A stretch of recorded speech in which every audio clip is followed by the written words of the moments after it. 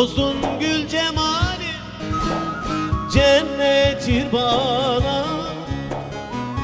Dostun gül cemali cennettir bana. Ne çare ayrılık zamanı geldi, zamanı geldi. İstemem ayrılma senden sultanım. Ne çare ayrılık zamanı geldi.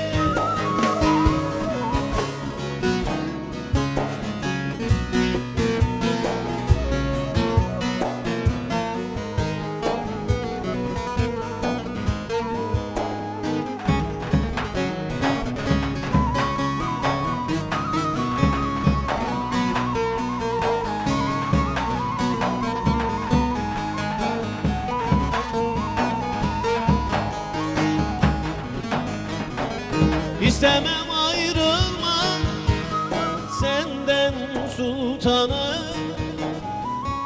İstemem ayrılma senden sultanım. Gül cemalin aşkı ile nalanım, heyecanlanım. Çıkarma gönlünden dinin imanı. Ne çare ayrılık zamanı geldi. Çıkarma gönlünden dinin imanı. Ne çare ayrılık zamanı geldi.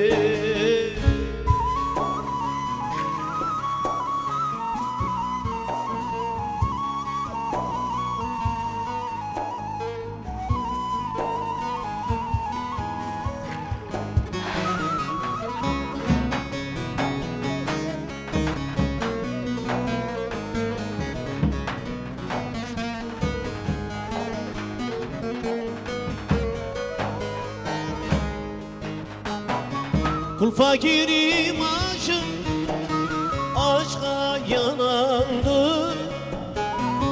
Kul fakirim aşık aşka yanandır. Hak erenler birbirine kanandı. Heyecan kanandı. Dosta doymak olmaz olmaz, kanan erkandır. Ne çare ayrılık zamanı geldi.